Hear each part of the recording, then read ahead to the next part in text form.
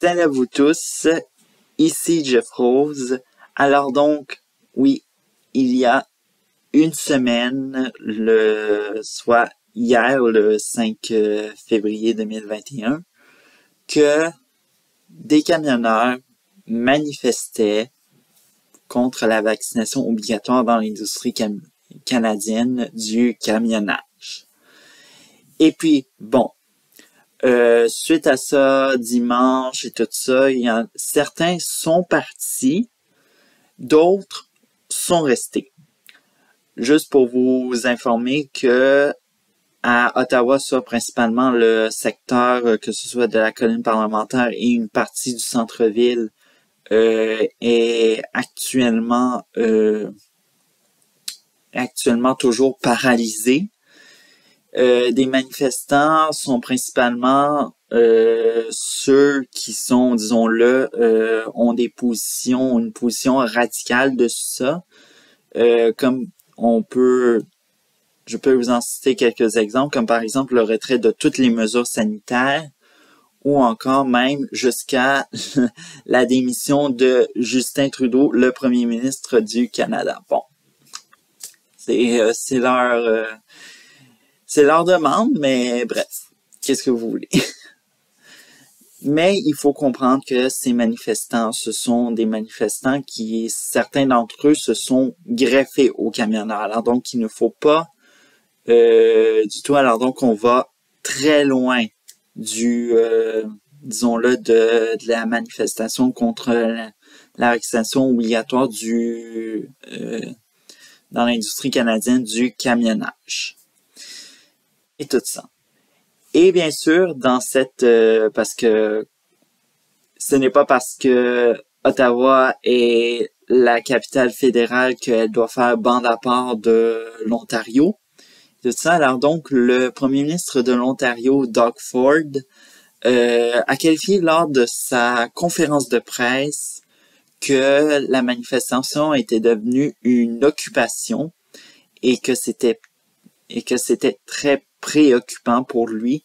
Alors donc, bref, on espère qu'on va plus employer le mot occupation que manifestation, parce que d'à peu près, même moi, quand je regarde ça de mes yeux, ça va ressembler à un occupons Ottawa qu'une manifestation, parce qu'une manifestation, tout le monde s'en va manifester. Par la suite, c'est tout le monde qui s'en vont de leur côté, puis c'est ça. Mais bon, c'est ça. Et puis, dans l'actualité internationale, on parlait beaucoup plus de ce qui se passait, à Ottawa, mais ils en ont échappé cette semaine, puisque on a découvert où se situait Cruz en Alberta. Et tout ça. Alors donc, c'est une ville frontalière qui est en effet la dernière face aux villes frontalières qui longent la frontière de la province de l'Alberta et de l'État du Montana aux États-Unis. Son poste frontalier, figurez-vous, a été paralysé et tout ça. Alors donc, il faut savoir que cette manifestation au poste frontalier de Cruz est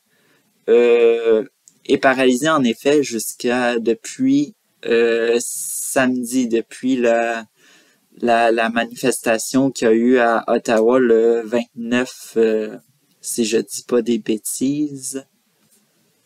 Ouais, c'est ça. Depuis le 29 janvier. Et bien sûr, cela a eu des répercussions. Bon, bien sûr, certains disaient que on bloque le poste, on veut qu'il y ait des étalages, des ruptures de stock et tout ça. Et malgré un accrochage avec la gendarmerie royale du Canada, parce qu'il faut savoir que dans certaines provinces, la police certaines provinces ont leur propre corps de police, comme par exemple le Québec, l'Ontario et même en tout cas, ces deux provinces-là et d'autres ont leur propre corps de police, et tandis que les autres provinces, c'est essentiellement la Gendarmerie royale du Canada. Bref. Alors donc, il y a eu un accrochage cette semaine lorsque il y a eu on a demandé aux camionneurs de dégager une voie dans chaque direction pour que les marchandises circulent, parce qu'il faut savoir que Cruz est le seul poste frontalier qui peut en effet accueillir ce genre de poids lourd comparé aux autres et tout ça. Je suis allé voir sur Google Maps, sur Street View, puis je dois vous le dire, c'est littéralement les autres, c'est des petits postes frontaliers et tout ça. Alors, donc, tandis que celui de Cruz, il est vraiment géant et un poste d'inspection pour savoir si les camions sont dans les normes et tout ça. Bref. Alors donc, si je continuais, alors donc, lorsque la Gendarmerie royale du Canada est intervenue sur les lieux, il y a un camionneur qui a eu, pour lui c'était peut-être une bonne, mais finalement c'était une mauvaise idée, de foncer sur les agents. Et bien sûr, ça a créé une émeute et tout ça. Et le premier ministre de l'Alberta, Jason Kenney, qui, oui, est en faveur pour cette manifestation, mais a demandé que on laisse passer les marchandises et les poids lourds de marchandises qui ne font pas partie de la manifestation. Bref. Alors donc, certains ont quitté volontairement, mais bref. Disons que cela, pour l'instant, la manifestation à Cruz est toujours en continuité.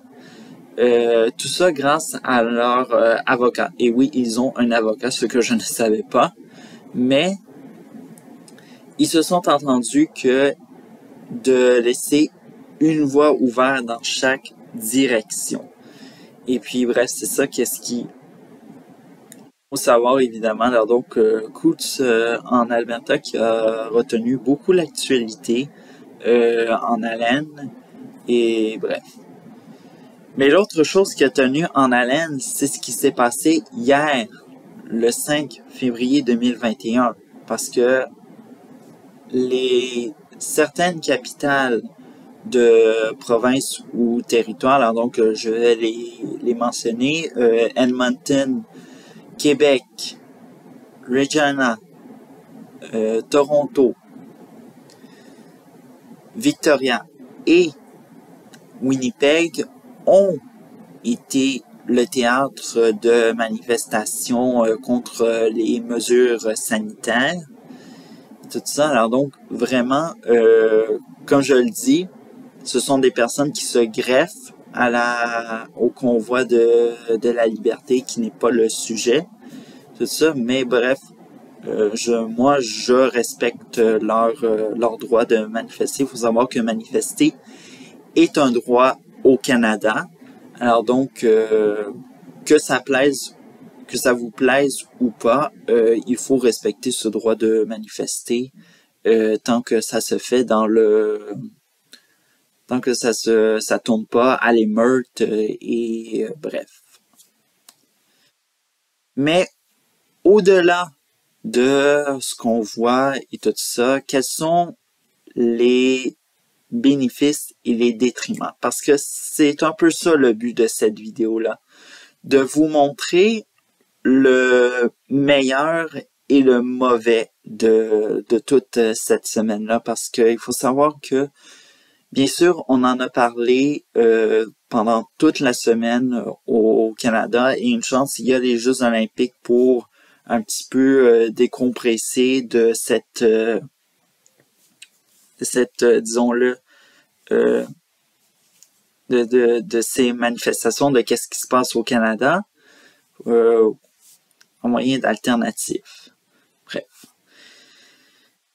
Il faut savoir, évidemment, que d'un point de vue psychologique et tout ça, alors donc, les médias certains médias se sont adressés à des experts ou des professeurs en psychologie pour savoir quels étaient les effets et tout ça. Alors donc, il faut savoir que, évidemment, il y a des effets positifs dans cette manifestation-là. C'est sûr que si on remonte et tout ça, le 15 janvier, si je me trompe pas, ça a été obligatoire là, la vaccination obligatoire pour les camionneurs et camionneuses. Bien sûr, vous êtes là, vous êtes anti-mesure derrière votre écran et tout ça. Ça commence à être ennuyant. Puis vous parlez à des gens un peu à travers partout. Et vous voyez dimanche. C'était un dimanche que tout a commencé, ce Freedom Convoy, ce convoi de la liberté. Alors donc, vous voyez un groupe de camionneurs de la Colombie-Britannique qui part pour Ottawa pour manifester contre la vaccination obligatoire. Évidemment, ça rejoint vos valeurs et tout ça. Alors donc, vous êtes camionneur et tout ça, vous êtes contre la vaccination obligatoire, ça vous donne le goût d'aller rejoindre ces personnes-là. Et, bien sûr, non seulement vous allez rejoindre un groupe, parce qu'il faut savoir que le Canada, c'est assez gigantesque, et bien sûr, toutes ces personnes-là ont vécu du positif, ça faisait du bien aussi pour leur santé mentale de voir que des personnes étaient comme eux, se rejoignaient à un seul endroit. Et c'est ça qu'est-ce qui est magnifique dans cette histoire-là. Et bref. Mais néanmoins, il faut savoir que non seulement vous allez rejoindre des personnes de toute l'industrie du camionnage au Canada, mais vous avez des appuis de la population générale. Alors donc, vous avez sûrement vu ces images-là de personnes qui sont sur les viaducs, ou sinon en bordure de la route, on vous encourage et bref, ils encouragent les camionneurs dans leurs revendications et tout ça. Alors donc, ça met un peu en lumière cet énorme, disons-le, élan de solidarité et de joie et qu'on n'est pas tout seul. Mais bien sûr, après la manifestation et tout ça, bon, on sait que du côté fédéral, on a entendu que Justin Trudeau a dû quitter Rideau Cottage pour aller se réfugier ailleurs et tout ça. Et inquiétez-vous pas, il n'est pas dans les bois, dans le fin fond des bois comme comme j'en ris et tout ça. Et non, il est à sa résidence secondaire à Chelsea, située au nord de Ottawa. Et bien sûr, la position de Justin Trudeau sur cette obligation de vacciner les camionneurs n'a pas beaucoup bougé. Bien sûr, au fil de la semaine, il a été question de la sécurité, tout ça. On a demandé à Justin Trudeau d'obliger la police et tout ça. Il a dit que ce n'était pas de son ressort. Par la suite, on a demandé qu'il déploie l'armée, mais il veut pas déployer l'armée envers des citoyens canadiens. Donc on voit que Justin Trudeau est dans une position, disons-le, assez floue et malgré qu'il maintient le cap, tant qu'il maintiendra le cap, je dois vous le dire que ça va continuer de même à empirer et bref. Ou sinon, d'autres réactions du côté, disons-le, de l'opposition. Tout ça, alors donc, on a Jack Meeting du Nouveau Parti démocratique qui, bien sûr, a, disons-le, dénoncé la suprématie blanche, le racisme et tout ça, donc des petits cas dans cette manifestation.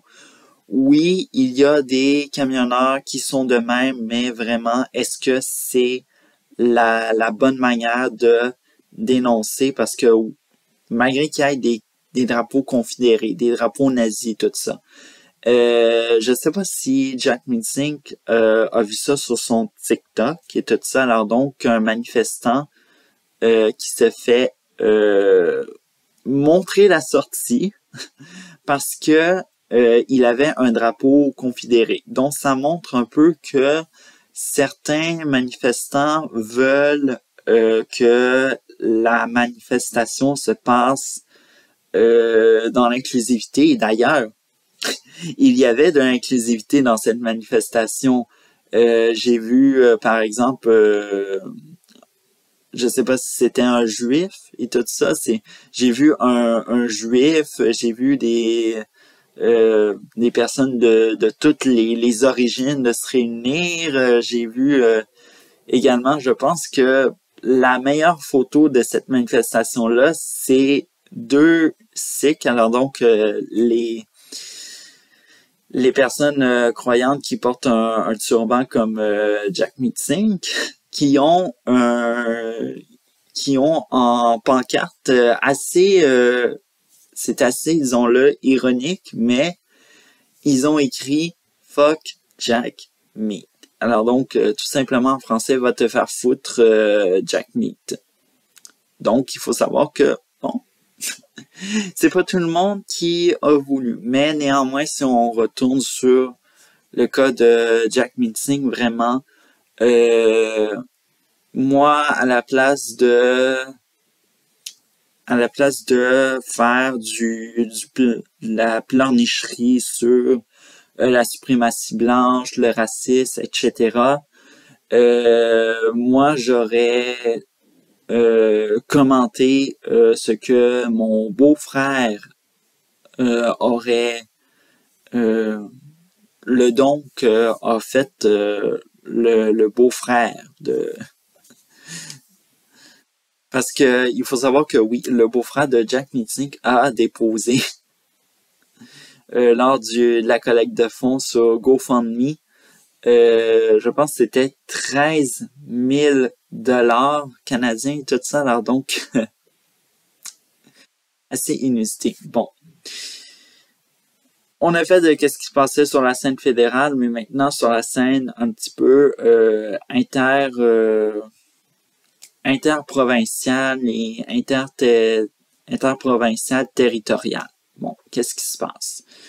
Évidemment, en réponse, alors donc la réponse vraiment la plus, disons-le, tough, c'est celle de la Saskatchewan. Parce qu'il faut savoir que, rappelez-vous que Scott Moe avait dit que la vaccination pour les camionneurs et camionneuses n'était pas une nécessité. Alors donc, cette semaine, il a publié sur Twitter une vidéo qui mettait en avant sa nouvelle approche concernant la COVID-19 et tout ça. Et dans ce message, on pouvait dire on pourrait considérer la COVID comme une maladie endémique. Évidemment, on voit que Mo a les yeux tournés de ce qui se passe actuellement en Europe. Et bref, c'est ce qui pourrait arriver dans les prochaines semaines ou même prochains mois en mars. Bien sûr. Et si on va encore plus en détail et tout ça, alors donc, le 7 février, il y aurait en Saskatchewan un accès restreint aux tests PVR et tout ça. Par la suite, après le 10 février, tout ça, le 10 février, ça serait la dernière fois qu'il y aurait une publication de données quotidiennes. Et ça va passer en hebdomadaire. Et au mois d'avril, ça va passer en mensuel. Bref, actuellement, la réponse de Justin Trudeau n'a pas plu à Scott Moe. Alors donc, Scott Moe force, disons-le, déconfine rapidement sa province et tout ça. Alors donc, on voit que c'est une contre-attaque assez facilement. Maintenant, il y a eu par la suite l'Alberta. Alors donc, l'Alberta, elle, a décidé d'assouplir certaines mesures d'ici la fin février. Alors donc, on parle dans ces assouplissements de l'abandon de la preuve vaccinale et tout ça. Et la réaction est, disons-le, assez, positive, surtout pour les restaurateurs et bref, et tout ça. Alors donc, toujours dans cette, disons-le, cette réponse un peu de déconfinement, de recul, évidemment, de certaines mesures, parce qu'on s'entend que, bon, là, on fait plus face à des personnes anti-mesures sanitaires que des camionneurs. Et bien sûr, si Justin Trudeau ne veut pas reculer et empirer la situation, eh bien, les provinces vont devoir y aller de l'avant. Et c'est ce qui se passe actuellement. Bon, troisième province, l'Ontario. Le premier ministre de l'Ontario, Doug Ford, a décidé de faire une révision sur sa position sur le passeport vaccinal. Est-ce que il sera abandonné ou sinon simplement moins imposé dans certains endroits publics? Bref, on n'en sait rien actuellement. C'est juste une phrase qui a été lancée pour l'instant.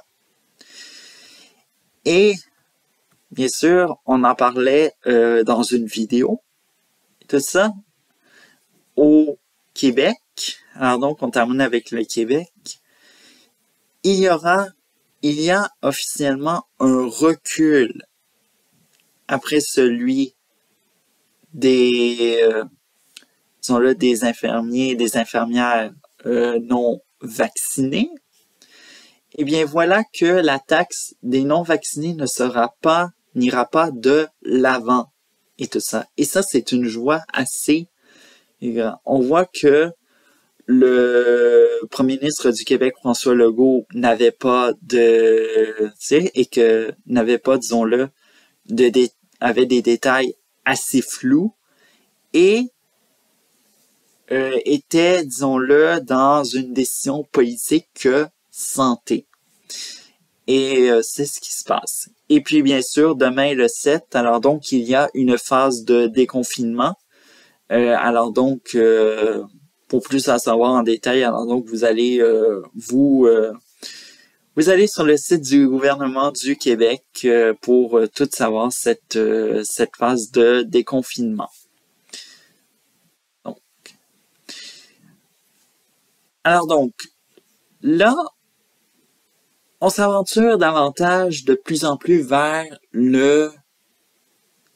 les détriments de cette semaine et tout ça. Alors donc, on va commencer avec la ville d'Ottawa. Alors donc, la ville d'Ottawa, c'est elle qui est un petit peu la ville concernée de ce siège, tout ça, et bientôt de cette occupation, occupons Ottawa. Tout ça, alors donc, la ville, la rue Wellington, celle qui fait qu'on croise la colline parlementaire à Ottawa, et d'autres rues, que ce soit du secteur de la colline ou du centre-ville, certaines sont toujours paralysées par des camions. Et bien sûr, ça affecte beaucoup la qualité de vie. Il y a certains habitants qui ont dit que j'ai du mal à dormir, d'autres disent j'ai du mal à étudier. Bien sûr, on voit que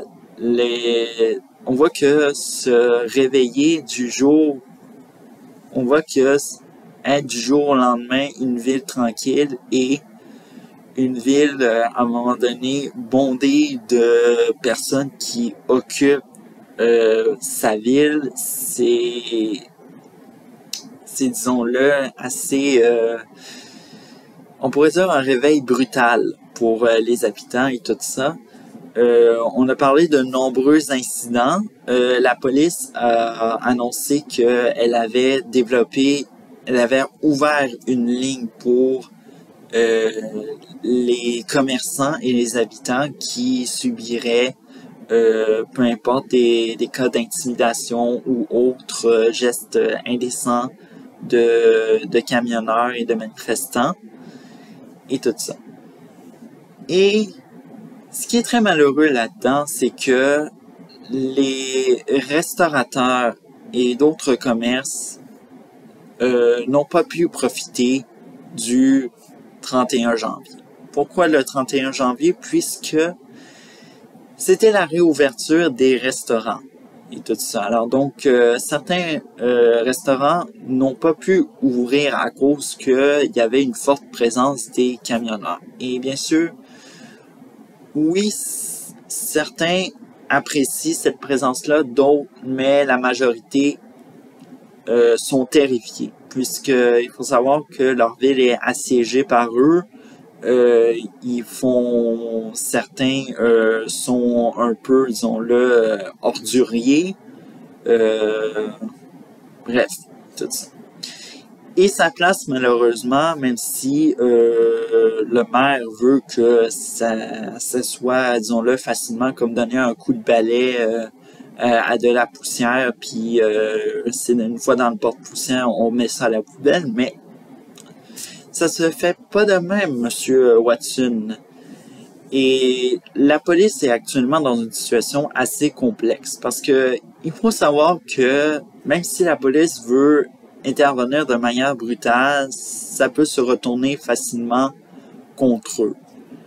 Et malheureusement, pour l'instant, c'est écarté d'aller dans la manière brutale, mais pour l'instant, la police est aux prises non seulement avec les manifestants, mais est aux prises avec une contre-manifestation qui est contre cette présence de camionneurs et de manifestants. Et évidemment, on ne le sait peut-être pas, mais peut-être qu'on va assister à des affrontements.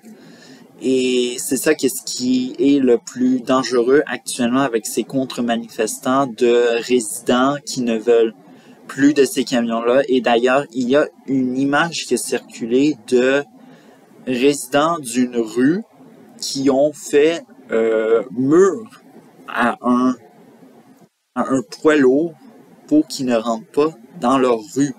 Ça, c'est assez héroïque comme geste, mais vraiment, ça démontre à quel point que même les habitants d'Ottawa ne sont pas d'accord de voir qu'il y a des, je veux dire, certains résidents qui ne sont pas d'accord de voir un camion être dans leur rue et tout ça, parce que il faut savoir que ces camions-là peuvent klaxonner à n'importe quelle heure. Ça peut terminer à quelle heure maximum. Selon les médias qui étaient sur place, ils ont observé un klaxonnage qui allait maximum jusqu'à 23 heures. Alors donc, ça peut vous donner un petit peu une idée dans quelle ambiance vivent ces résidents du secteur du centre-ville ou de la colline parlementaire. Bref. Alors donc, là, on va vers la fin de la vidéo et vous le savez, on va de plus en plus dans les détriments de cette vidéo sur le Free Convoy. Et là où ça fait mal le plus, c'est au Parti conservateur. Alors donc, le Parti conservateur, opposition officielle à Ottawa, qui, lui, supporte ouvertement le convoi. Et ça a été assez conséquent, parce que on vous rappelle que, bon, l'ancien chef Erin O'Toole, qui a été mercredi le 2 février 2021 défait par un vote de confiance, a été fortement critiqué pour ce qui s'est passé cette semaine-là. Et surtout pour l'autre semaine avant que les camionneurs arrivent à Ottawa. Parce que, rappelons-le que au début de la semaine, quand les camionneurs partaient de la Colombie-Britannique et on entendait parler de ça, ils n'étaient pas du tout d'accord. Et soudainement, moitié et fin de la semaine, avant que les camionneurs étaient déjà en approche d'Ottawa trop tard, il a changé sa manière. Il a dit à M. Trudeau en lui tendant la main de trouvons des solutions ensemble. Et évidemment, sa stratégie a été assez floue et critiquée par certains membres du parti. Et bref.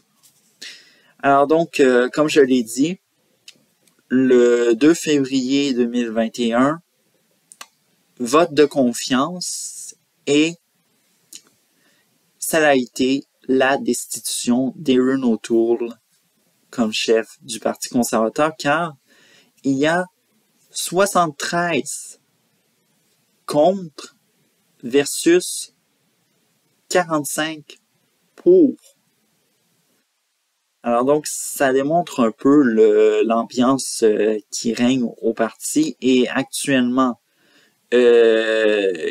Candice Bergen, qui était la numéro 2 du Parti conservateur, a été nommée chef intérimaire pour l'instant et évidemment jusqu'à la course à la chefferie qui est bien partie puisque Pierre Poilievre a lancé sa candidature officielle pour la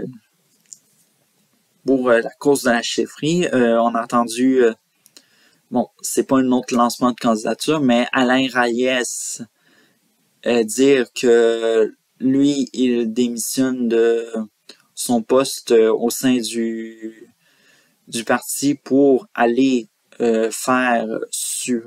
pour être aux côtés d'un candidat ou d'une candidate à la course à la chefferie.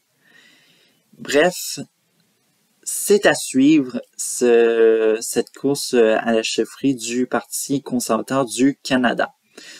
Mais néanmoins, quel est l'avenir pour le Parti conservateur? Parce que il faut savoir essentiellement que c'est ce qui se passe actuellement, c'est une situation de crise actuellement. Puisque, comme vous le savez, dans le Parti conservateur, il y a des gens qui sont de la droite et des gens qui sont modérés, on pourrait dire. Alors donc, il faut savoir que le Parti conservateur, c'est un parti qui a été, disons-le, formé par deux partis de la mouvance conservatrice. Un qui était radical, soit l'Alliance canadienne, et un modéré, qui était les progressistes conservateurs. Et ceux-ci ont formé un mariage, disons-le, dans le but de unifier pour être un parti, disons-le, assez présent à travers le pays. Et malheureusement, après le règne de Andrew Scheer, il y a eu par la suite Erin O'Toole qui a voulu comme genre casser le moule disons-le qu'on voyait du modèle Stephen Harper puis Andrew Scheer. Ça n'a pas fonctionné aux élections. Le parti a mal performé. Bref, alors donc il y a beaucoup de choses à dire de ça, mais néanmoins que évidemment évidemment les médias francophones, ça c'est ce qui m'a profondément agacé, de voir que les médias francophones commencent à faire une campagne de peur parce que, bon, principalement au Québec et tout ça, parce qu'on le sait que au Québec, on aime beaucoup ça, faire la campagne de peur des candidats de l'Ouest, c'est la droite religieuse, c'est la droite francophobe, anti-Québec, bref. Vous voyez, c'est ça un peu cette campagne de peur. Et bien sûr, il y en a un notamment, Mario Dumont, qui a ajouté que possiblement, c'est pas confirmé, mais que Patrick Brown, le maire de Brampton en Ontario, qui est aussi l'organisateur de la campagne pour traîner en cours la loi québécoise sur la laïcité, voudrait se présenter à la course de la chefferie. Donc, c'est pas confirmé, mais quand même, ça reste de la campagne de peur pour forcer les Québécois et Québécoises qui sont conservateurs de changer de mouvance presque dans l'immédiat, tout ça. Donc, vous voyez que, et bien sûr, je pense que actuellement, ce qu'on voit dans la course à la chefferie, Pierre Poilievre, ça va faire clouer le bec à Yves-François Blanchet, le chef du BQ, excusez-moi, j'ai un malaise de prononcer le nom du parti au complet, je suis désolé. Mais bref. Alors donc, ça pourrait clouer le bec à Yves-François Blanchet, puisqu'il ne pourra pas dire que Pierre Poilievre, c'est un dead dark, comme on dit si bien, et tout ça. Bref. Alors donc, c'est ce qui conclut cette vidéo. Il y avait beaucoup de choses à dire et tout ça. Et évidemment, s'il se passe d'autres choses et que c'est un sujet qui revient cette semaine qui s'en vient, eh bien, on va refaire une troisième vidéo. Bref, alors donc, ciao!